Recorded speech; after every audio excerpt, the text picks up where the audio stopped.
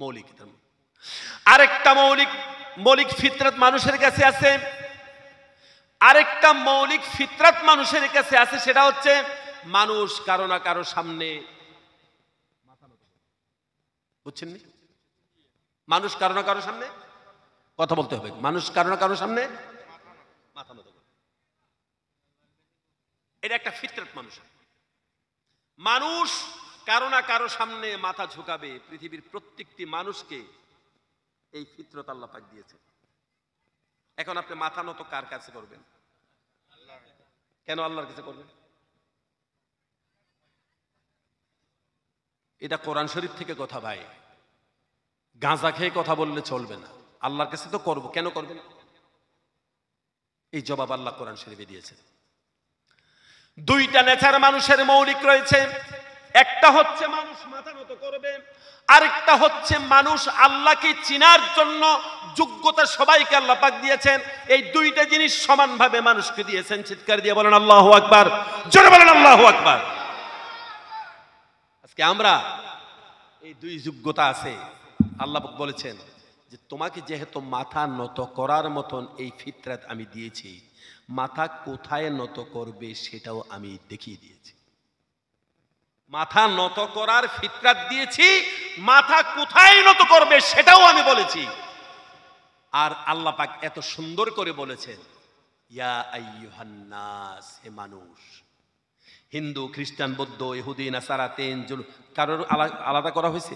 বলছে কি ইয়া আইয়ুহান নাস, হে মানুষ, পৃথিবীর সব মানুষ, উ'বুদু রাব্বাকুম, তোমরা তোমাদের পালনকর্তা, রব যিনি তোমার পালনকর্তা, তার তুমি ইবাদত করো। সুবহানাল্লাহ। আচ্ছা, আপনার নাম হচ্ছে আব্দুর রহমান, আব্দুল সালাম, পিন্টু, জন্টু আপনার নাম। এখন আপনাকে যদি আমি গোল আলু হোসেন বলে ডাক দেই, খুশি হইবেন? যারা জবাব দিলেন না নিশ্চয়ই খুশি হইবেন। আপনার নাম যদি আমি আলু, গোল আলু, আচ্ছা আরেকটা বলেন গাজর হোসেন বলে যদি আপনাকে খুশি হইবেন? তারপরে মুলা দাস বলে যদি ডাক দেই, খুশি হবে? কেন? আপনার নাম তো এটা না। সিদ্ধ ডিম বলে যদি ডাকি আপনাকে, খুশি হবেন? একটু জিজ্ঞেস করে যাতে কথাগুলি আপনার সারা জীবন মনে থাকে। আপনার 20 বছরের খোরাক যেন আমি দিতে পারি আপনাকে। আল্লাহ রাব্বুল আলামিন বলেছেন, কাইফা তাকফুরুনা বিল্লাহি ওয়া কুনতুম আমওয়াতান ফাআহইয়াকুম সুম্মা ইউমীতুকুম সুম্মা ইউহয়িকুম সুম্মা ইলাইহি তুরজাউন। বলি আল্লাহু আকবার। কি সুন্দর কথা। কাইফা তাকফুরুনা বিল্লাহি ওয়া কুনতুম আমওয়াত, তুমি কি করে আল্লাহকে অস্বীকার করো যখন তুমি মৃত ছিলে? কিভাবে মৃত ছিলাম? এই আয়াতটা দেখেন। আপনাকে একটা সিদ্ধ আলু দিয়ে আপনাকে বললাম যে এই আলুটা দিয়ে আপনাদের এই জমিন তো মেদিনীপুরের যথেষ্ট উর্বর, এই আলুর চাষ হয় না এখানে? আলুর চাষ হয়। তো একটা কাজ করেন, সিদ্ধ আলু দিয়ে বললাম যে এটার থেকে একটা বংশ বিস্তার করে আলুর চাষ করেন, আপনি করতে পারবেন? যারা জবাব দিলেন না কালকে চেষ্টা করবেন। কি বলেন, হবে? সিদ্ধ যখন হয়েছে কি হয়ে গেছে? এটা মরে গেছে, ঠিক না? এখন ডিম একটা সিদ্ধ আপনার হাতে দিয়ে বললাম এটা থেকে নতুন করে প্রজন্ম তৈরি করেন, এটা থেকে নতুন করে প্রজন্ম হবে? সিদ্ধ হয়েছে মানে কি হয়েছে? মরে গেছে। এবার আপনি দেখেন তো, আপনি এই সিদ্ধ আলুটা খেয়েছেন, আপনার রাইস মিল আছে তো? রাইস মিল, ধান কুটানোর যে মিল, কি বলেন, রাইস মিল আছে। রাইস মিলের উপর দিয়ে যদি আপনি ধান দেন, নিচে দিয়ে কি পড়ে? ঘি পড়ে, চাউল পড়ে, আর কি পড়ে? কুড়া পড়ে। কুড়া পড়ে আর তুষ পড়ে, তুষ কুড়া পড়ে আর চাউল পড়ে, কিন্তু ঘি পড়ে কি? আচ্ছা, এখন এই রাইস মিলের উপরের যেটার মধ্যে ধান দেন, এটার নাম কি জানি, বক্সটা, এটা আপনার মুখটা মনে করেন, বুঝছেন নি? রাইস মিলের উপরে যেখানে ধান দেন, মনে করেন যে আপনি এখানে খাবার দিলেন, একটা সিদ্ধ আলু দিয়েছে। এখন রাইস মিলের নিচে দিয়ে তো চাউল আর কুড়া পড়লো, আপনার নিচে দিয়ে কি পড়লো বলেন? হ্যাঁ, কথাটা এত স্বাভাবিক আমি বলিনি, কথাটাতে গভীরতা আছে কারণেই আপনাকে বলেছি। ভাইয়েরা আমার, রাইস মিলের মধ্যে চাল ধান দিয়েছেন, নিচে তো অবশ্যই ঘি পড়বে না, কুড়া আর চালে পড়বে, ঠিক না? কিন্তু আপনি দিয়েছেন সিদ্ধ আলু বা একটা সিদ্ধ ডিম দিয়েছেন, এটা পেটের মধ্যে গিয়েছে, যাওয়ার পরে আপনার লিভার থেকে একটা জুস বেরিয়েছে, ডপলার নামক একটা জুস বেরিয়ে খাবারটাকে ইনভেস্টিগেশন করেছে, এনজাইম করেছে, অনেক কথা। এটা এনজাইম করেছে, হজম করেছে। এবার এখান থেকে বিভিন্ন রকমের ফ্লেভার তৈরি হয়েছে, বিভিন্ন ফ্লেভার এসছে। আপনার চামড়ার মধ্যে এক রকমের ফ্লেভার হয়েছে, ঘামের মধ্যে ফ্লেভার আছে না, কথা কয় না। বিভিন্ন রকমের রস তৈরি হয়েছে, রসের মধ্যে বিভিন্ন রকমের ফ্লেভার রয়েছে। যেমন জিহ্বার মধ্যে এক রকমের ফ্লেভার আছে, নাকের পানির মধ্যে এক রকমের ফ্লেভার, চোখের পানির মধ্যে এক রকমের ফ্লেভার, কানের পানির মধ্যে এক রকমের ফ্লেভার, প্রস্রাবের মধ্যে এক রকমের ফ্লেভার, পায়খানার মধ্যে আরেক রকমের ফ্লেভার, ঘামের মধ্যে এক রকমের ফ্লেভার, রক্তের মধ্যে আরেক রকমের ফ্লেভার, স্পার্মের মধ্যে এক রকমের ফ্লেভার, ওভামের মধ্যে আরেক রকমের ফ্লেভার। বুঝছেন নি?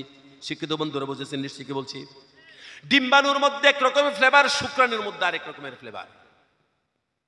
খাইছেন তো শুধুমাত্র আলু,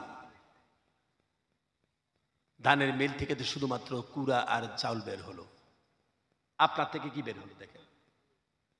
বুঝেছেন কথা বুঝেছেন? এরপরে স্পার্ম এবং ওভাম, ডিম্বাণু, শুক্রাণু। আল্লাহ রাব্বুল আলামিন একটা আরেকটার জন্য অপরিহার্য করে দিলেন। মায়ের অ্যাবডোমিনাল ওয়ালের আড়ালে আল্লাহ পাক দুটোকে সেটিং করে দিলেন, লোথড়া বা মাংসপিণ্ড করেছেন।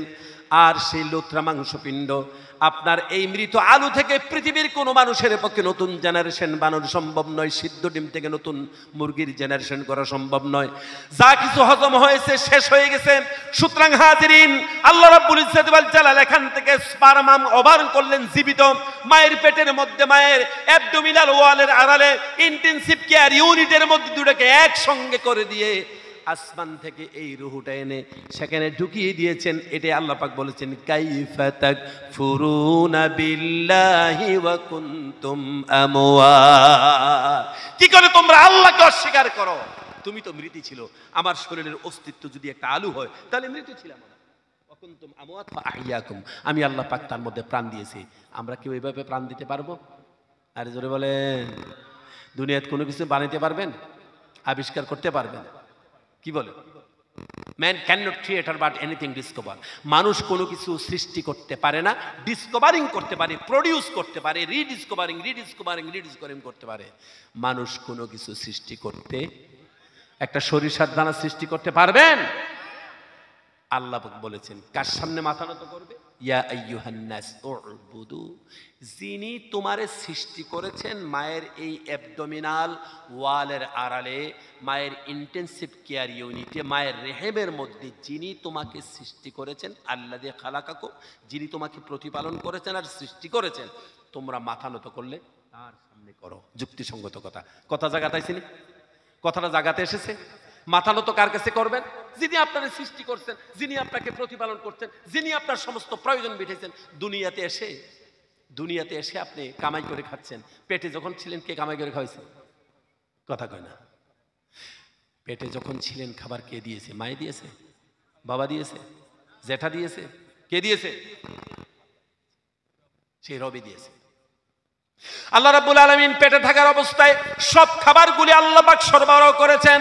আর সেখানে আপনার নাভির সাথে একটা তার, মায়ের শরীরের বিভিন্ন অংশের সাথে এই তারটা লাগাইয়ে দিলেন। মায়ের শরীর থেকে আপনার বডিকে আল্লাহ পাক রিফরমেশন করেছেন। আর যখন আপনি পৃথিবীতে আসবেন, আপনি দুনিয়ায় আসার 6 মাস পূর্বে আল্লাহ রাব্বুল আলামিন আপনার যখন একটা রাস্তা যখন বন্ধ হয়ে যাবে, আপনি পৃথিবীতে আসার আগে, আপনি পৃথিবীতে ভূমিষ্ঠ হওয়ার 6 মাস পূর্বে আল্লাহ রাব্বুল আলামিন মায়ের বুকের মধ্যে আল্লাহ পাক খাবার রিজার্ভ করে আপনার জন্য রেখে দিয়েছে। 6 মাস পূর্বে মায়ের বুকের মধ্যে কুদরতের বাজেট আল্লাহ পাক আপনার জন্য রেখে দিয়েছেন 6 মাস পূর্বে। সুবহানাল্লাহ পড়েন। তাহলে মায়ের বুকের মধ্যে আসমানি এই কুদরতি বাজেট কে দিয়েছেন? আল্লাহ দিয়েছেন, রব দিয়েছেন। এই জন্য আল্লাহ পাক বলেছেন, ইয়া আইয়ুহান নাস উবুদু রাব্বাকুম, দাসত্ব গোলামি করো হে পৃথিবীর মানুষকা। এখানে বলেন না, আল্লাহর বলেছেন তোমার রবের। আর আমাদের জীবনের প্রথম আল্লাহর সাথে কমিউনিকেশন কি শব্দ দিয়ে হয়েছে? রব শব্দ দিয়ে। মাশাআল্লাহ, আপনাদের কথা মনে আছে।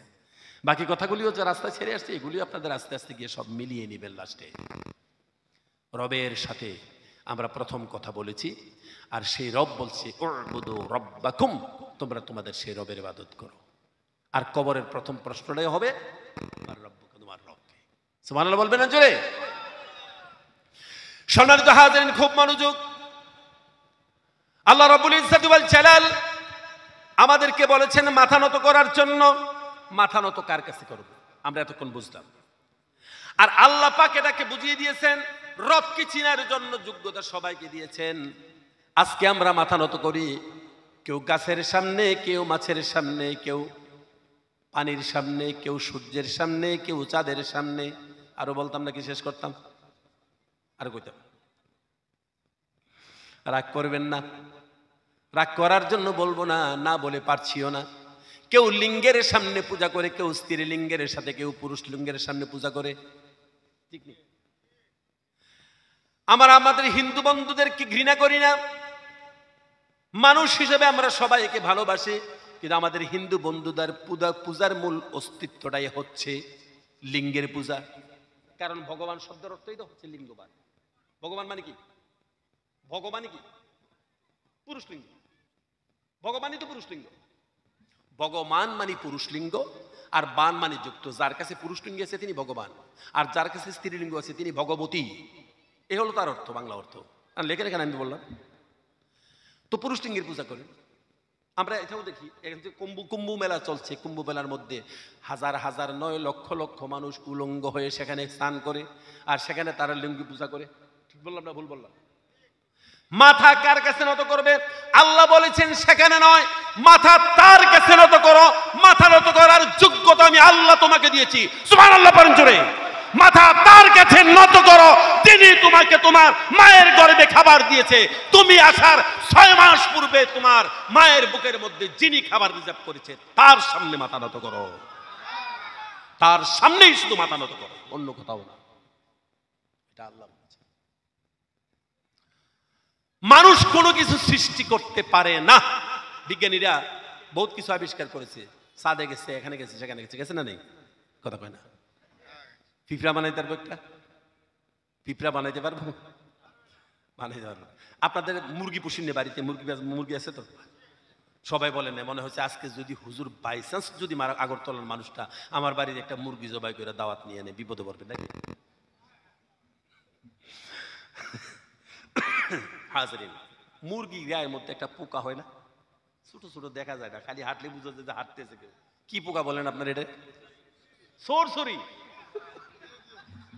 বাংলা ভাষার যে অবস্থা আমরা করেছি মাশাআল্লাহ, বাংলাদেশে যদি বাংলা শোনেন আপনি তো হার্ট ফিল করবেন। চট্টগ্রামে গেলাম, আমি ওয়াজ করতাম, আর কাছে ওয়ার্ডের না জ্ঞান আছে বললো, মানুষ তো বললো কি রে, তো আমাকে জেনে নিয়ে গেছে। আমি বললাম যে উনি আমাকে কি বলছে একটু বলুন। কই যেটাই বলছে আপনি বলেন আমি গম আছি। বললাম আমি গম আছি। পরে জিজ্ঞেস করলাম যে উনি আমাকে কি বললেন আর আমি জবাব কি দিলাম। উনি বলছেন যে ওয়ার্ডার না জ্ঞান আছেন, মানে ভাই আপনি কেমন আছেন? কিন্তু মোটামুটি বোঝা গেছে, কিন্তু আমি গম আছি বলছে, গম আছি মানে ভালো আছি। এই হলো বাংলা। এরপর আর কাছে সিলেটি ভাষা। ভাই সাহেব আপনার বাড়ির সকল বালা আসুন, এখান থেকে এলা বাড়ি খাইন নি খাইয়া হয়েছে নি আপনি?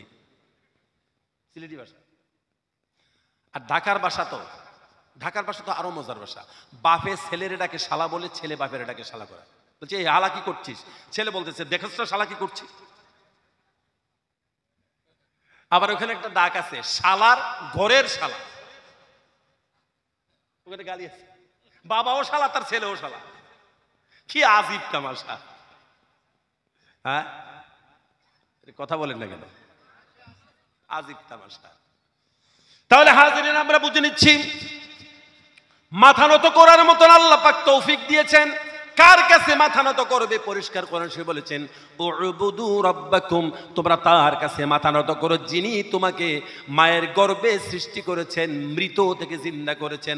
আর তার সামনে তুমি মাথা নত করো তোমাকে পৃথিবীতে আসার পূর্বে মায়ের বুকের মধ্যে যিনি তোমার জন্য খাবার স্টোর করেছে তার ইবাদত করো। জোরে বলি সুবহানাল্লাহ।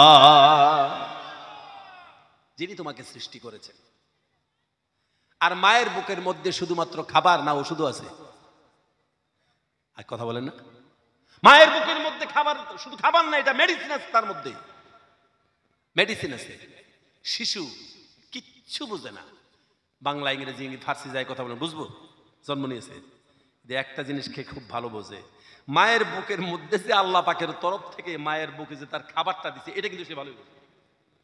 কথা কয় না, ঠিক নেই? এটা আপনি জানেন না। আপনি যেদিন, আমার মা আমাকে যেদিন বুকে বুকে জড়িয়ে ধরেছেন, মায়ের মুখের দুধ যখন আমার মুখে দিয়েছেন, আমি মায়ের মুখ থেকে আমি আমার মায়ের দুধ কিভাবে খাবো, আমার কাছে কোনো জ্ঞান ছিল না, কিন্তু আমাকে আল্লাহ পাক তখন সে জ্ঞান দিয়েছে। তোর মায়ের বুকে আমি তোর খাবার দিয়েছি, খা, আমি তো আল্লাহ পাক তোর জন্য এটা স্টোর করেছি। সুবহানাল্লাহ পড়ে। এজন্য আল্লাহ পাক মাথা নত করার যোগ্যতা দিয়েছেন, কার কাছে কার মাথা নত করবে এটা বলে দিয়েছেন। আর পৃথিবীর প্রত্যেকটি মানুষকে আল্লাহ পাক আল্লাহকে চেনার মতন যোগ্যতা দিয়েছেন। আর এতক্ষণ পর্যন্ত যা বললাম, আল্লাহকে চেনার কথা বললাম, মাথা নত করার জায়গার কথাটা বললাম। বুঝে আসছে? বুঝে আসছে? এবার আলোচনার শাব্দিক অর্থের উপরে আমরা তাহকিক করে শেষ করব। এখন বাজে কয়টা? ফোন একটা বাজে। আমি 1:30 পর্যন্ত বলি নাকি? 3টে। এটা আজকে দিনের 3টে না কালকে? আজকে। আচ্ছা, অসুবিধা হবে না ইনশাআল্লাহ। 3টে না, যদি ফজরও বলেন তাও করতে পারবো, বুড়ো হয়ে গেছি। আর আপনি কি মনে করেন যে আপনার মোবাইল দেখে দেখে যুবক ছেলেদের মতন হাড্ডি বের করে ফেলেছি নাকি? কথা বলেন না। আমাদের কিছু যুবক ছেলে আছে সারা রাত পর্যন্ত চ্যাটিং করে। কি করে? আমাদের যুবক যুবতী ভাই বোনেরা চ্যাটিং করে। একটা জিজ্ঞেস করলাম, ভাই কি করো? হুজুর আপনার দোয়ার বরকতে 56 জন আমার গার্লফ্রেন্ড আছে। 56 গার্লফ্রেন্ড আছে তার। ভালো, মাশাআল্লাহ। তো তো রাত 8টা থেকে শুরু করি, 3:30 4টা পর্যন্ত চলতেই থাকে চ্যাটিং। তো ঘুমান কোন সময়? তখন রাত 3:30 4টায় ঘুমাই, ওঠেন 12টা 1টা 2টায় উঠি। বিশাল উন্নত লাভ করেছে জীবনে, বিশাল উন্নত জীবন। এরকম আছে না কিছু বাঁদর? এর কথা বলছেন না, আছে না? নাই শুধু বাঁদর আছে তা না, বাঁদরিও আছে, ঠিক নেই? ওইটাই আছে। সতর্ক হয়ে যাও যুবক বন্ধুরা, আমাদের যুবতী বোনেরা, যুবক বন্ধুরা সতর্ক হয়ে যাও। মোবাইল শুধু মোবাইল নয়, আল্লাহর কসম করে বলছি, মোবাইল হচ্ছে ইহুদি নাসারাদের সবচেয়ে বড় জঘন্য হাতিয়ার। ঈমান নষ্ট করার বড় হাতিয়ারের নাম হচ্ছে মোবাইল, ঠিক নেই? বড় হাতিয়ারের নাম। আকাশ খারাপ নাকি? বৃষ্টির সম্ভাবনা আছে? হ্যাঁ, পড়ছো? আস্তাগফিরুল্লাহ আল-আযীম। সমস্যা হয়ে যাবে তাহলে। আল্লাহ পাক আমাদের সকলকে কোরআন শোনার সুযোগ করে দিক, আমিন বলি। কারণ আমরা কোরআন শরীফের আয়াতটার গুরুত্বপূর্ণ অংশটা আমাদের রয়ে গেছে, সবচেয়ে গুরুত্বপূর্ণ অংশটা। বালাগাল উলা বিকামালিহি কাশাফাদ দুজা বিজামালিহি হাসনাত জামিউ খিসালিহি সাল্লু। কিছু মানুষ উঠে, ভয় লাগছে নাকি বৃষ্টি? লও গো ডাকি প্রিয় নবী, উম্মতে কাছে তোমার।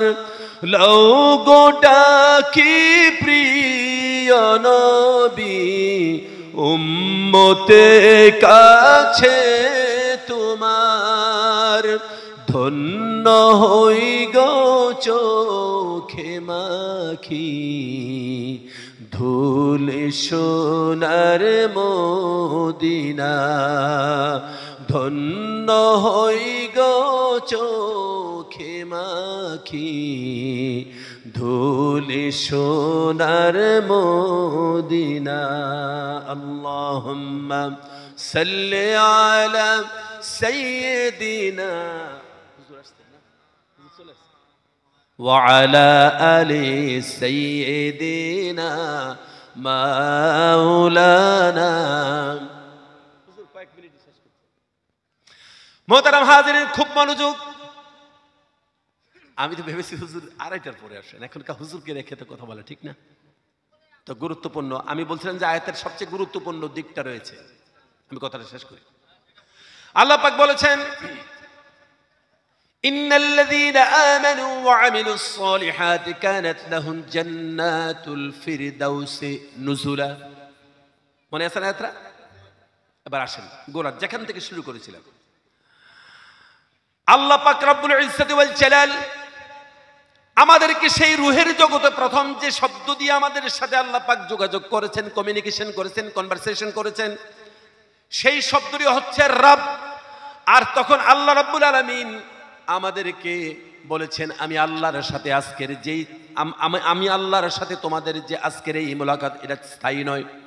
আমি আল্লাহর সাথে যদি চিরস্থায়ী তোমরা মোলাকাত করতে হয়, তাহলে আল্লাহ পাক বলেছেন, ফামান কানা ইয়ারজু লিকা রাব্বিহি ফালিয়া'মাল আমালান সালিহান ওয়ালা ইউশরিক বিইবাদাতি রাব্বিহি আহাদা।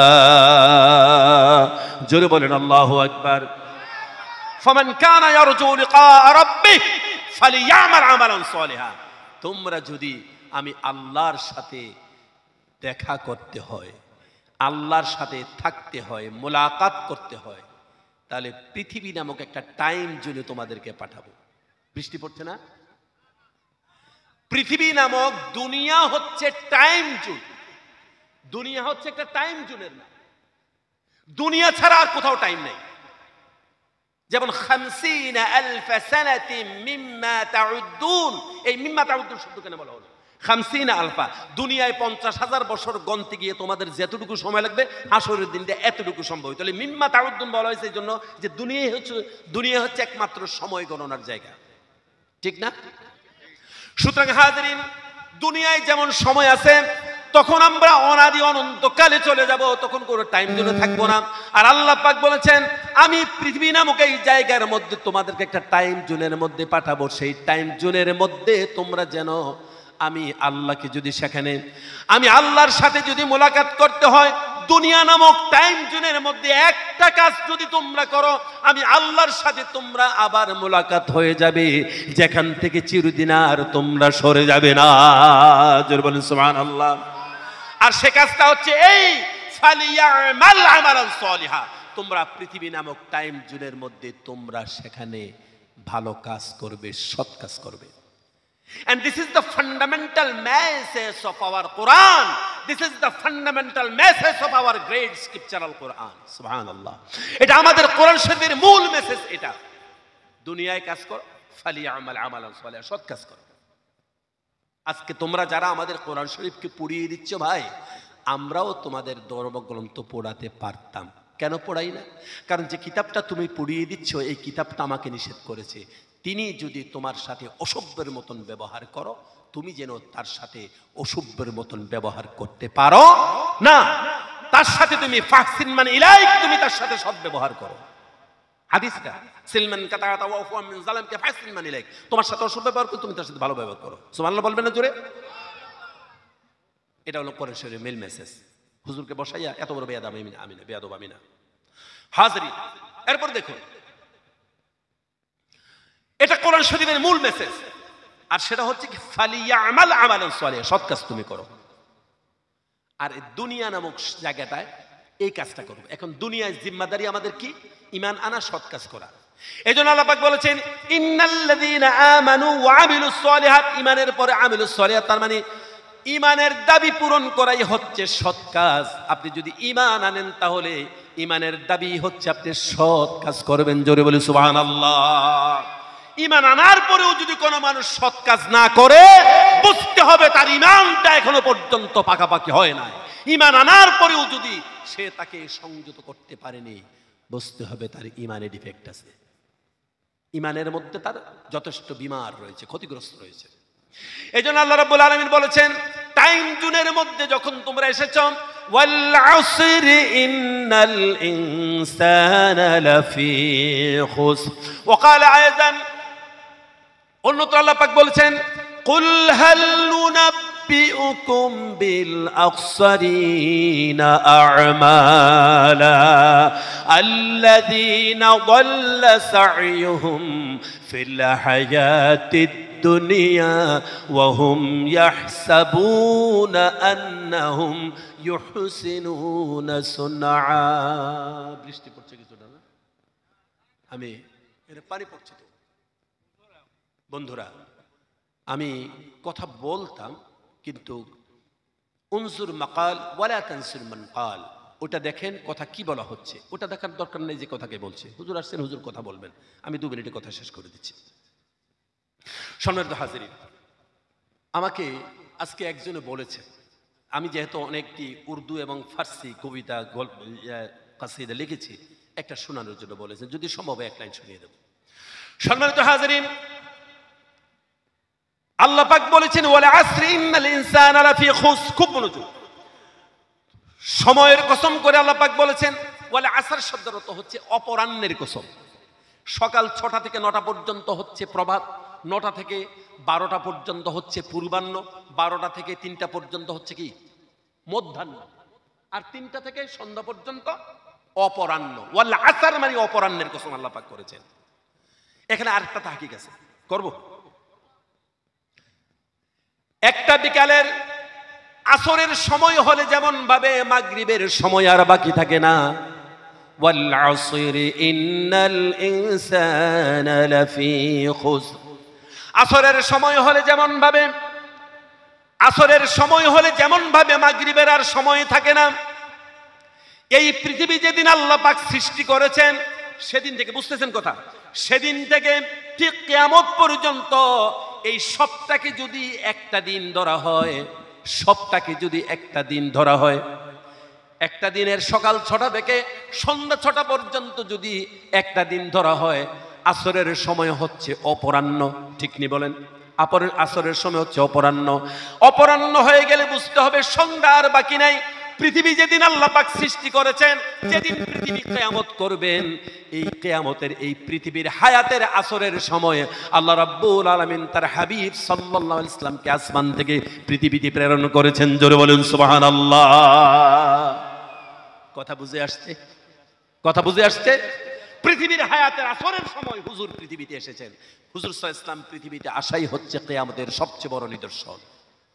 হাজিরিন, এজন্য আসুন আমরা সময়কে নষ্ট না করি। কোরআনের যে কথা আমরা শুনলাম, কোরআনের মূল মেসেজ হচ্ছে আমরা ভালো মানুষ হওয়া। আর দেশের সবচেয়ে বড় সম্পদ কিন্তু ভালো মানুষ। তো আমি আমার আলোচনা শেষ করছি, হুজুর এখন কথা বলবেন। আমি আমার কথা শেষ করতে পারলাম না, তো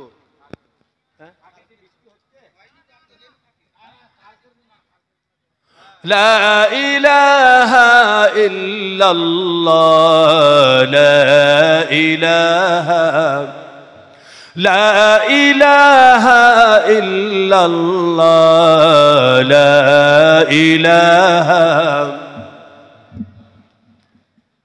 একটু জিকিরটা 1-2বার করেন না।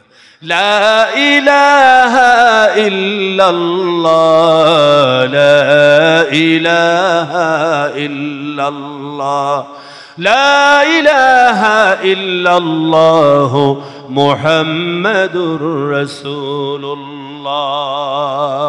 সকলে বলে সাল্লাল্লাহু আলাইহি ওয়াসাল্লাম। ভাইরা আমার, তো শেষ কথাটা বলছি আমি। তো কোরআনের এই মেসেজ থেকে আমরা বাড়িতে কি নিয়ে যাচ্ছি? কোরআনের ওই মূল মেসেজটা হচ্ছে আমরা ভালো মানুষ হয়ে যাওয়া। কি হয়ে যাওয়া? দেশের সবচেয়ে বড় সম্পদ কিন্তু হীরার খনি, স্বর্ণের খনি বা তেলের খনি নয়। দেশের সবচেয়ে বড় সম্পদ হচ্ছে দেশের ভালো মানুষ। দেশের সবচেয়ে বড় সম্পদ কি? দেশের ভালো মানুষ, দেশের সবচেয়ে বড় সম্পদ। সুতরাং কোরআন বলে যে মানুষ সবচেয়ে বড় সম্পদ, তুমি ভালো মানুষ, দেশের ভালো মানুষ তুমি হয়ে যাও। আর দেশের ভালো মানুষ হচ্ছে দেশের সবচেয়ে বড় সম্পদ।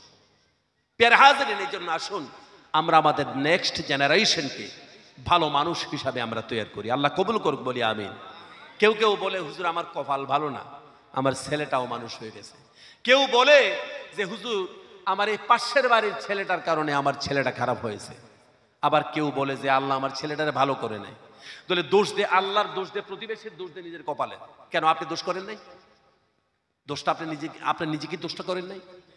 মানুষ আজকে সিংহ পোষে। গত কদিন আগে দুবাইতে গেলাম, এক বাড়িতে আমাকে দাওয়াত করে নিয়ে গেছে। ওই বাড়িতে গিয়ে দেখি হুজুর এরকম বড় বড় বাঘ আছে, রয়্যাল বেঙ্গল টাইগার, এত বড় বড় বড়। আমার বলছে যে রয়্যাল বেঙ্গল দেখতে আসেন। আমি বলছি আমার দরকার নেই বাবা, তোমার বাড়ি থেকে পালাই যাবে। বলছে হুজুর এগুলি তো বাঘ, সিংহ পোষে মানুষে। মানুষ হাতি পোষে, দেখেছেন? মানুষ হাতি পোষে, সিংহ পোষে, বিষাক্ত সাপ মানুষ পোষে, বাঘ পোষে, বানর পোষে, এই সমস্ত বন্য প্রাণীগুলিকে মানুষ পোষ মানাতে পারলো, আপনি আপনার সন্তানকে পোষ মানাতে পারেন নাই? বুঝেন নাই কি বলেছি? কথা কি বলেছি বুঝেন নাই? গত কদিন আগে ওয়াজ করে আসছিলাম এই নগাঁও থেকে আসামে, সকালবেলা ধরছে হাতি 9টার সময়। তো এই ছোট্ট একটা ছেলে 15 বছরের বেশি হবে না, এবার সরকারি হাতি একটা নিয়ে আসছে জঙ্গলি হাতি তাড়ানোর জন্য। দেখলাম যে এত বড় বিশাল বড় হাতি, তার দাঁতের সমান ছেলেটা, এই ছেলেটা হাতিটার পিঠে উঠে জঙ্গলি হাতিগুলিকে তাড়িয়ে দিল। আমার মনে হলো যে এত বড় একটা বিশাল হাতি ছোট্ট ছেলেটার সামনে একটা হাতের লাঠিমের মতন মনে হলো। জঙ্গলের হাতিগুলি তাড়িয়ে দিয়েছে। ভাইয়েরা, মানুষকে আল্লাহ পাক এমন ক্ষমতা দিয়েছে, জঙ্গলের এত বড় একটা হাতিকে মানুষ পোষ মানালো। আপনার সন্তানরা যেদিন জন্মগ্রহণ করেছে হাতির মতন বড় ছিল, সিংহের মতন বিষ দাঁতের ছিল, সাপের মতন বিষাক্ত ছিল, বানরের মতন ওয়াইল্ড অ্যানিমেল ছিল। মানুষ বানরকে সামাজিক করতে পারলো, বিষাক্ত হাতি, বিষাক্ত এত বড় প্রাণী হাতিকে মানুষ পোষ মানাতে পারলো, বিষাক্ত সাপকে মানুষ পোষ মানাতে পারলো। আপনি আপনার সন্তানকে পোষ মানাতে পারেন নাই, আল্লাহকে দোষ দিবেন না, আপনি নিজেই করেন নাই। সুতরাং আসুন, নেক্সট জেনারেশনকে ভালো করার জন্য আপনার সুন্দর ভূমিকা থাকুক, আল্লাহ কবুল করুক বলি আমিন। আমার খুব জরুরি অংশের কথা আমি যদিও বলতে পারিনি, আপনাদের কাছ থেকে শান্তি পেয়ে গেলাম। হুজুর আসছেন, হুজুর আলোচনা করবেন। বিচ্ছেদে আশায় আশায় জীবনের খেলা একদিন শেষ হয়ে যায়। आए थे हम मिस्ती बुलबुल सैरे गुलशन कर चले, जिंदगी में फिर मिलेंगे घर कभी मौका मिले। واخر دعوانا ان الحمد لله رب العالمين والسلام عليكم ورحمه الله تعالى وبركاته।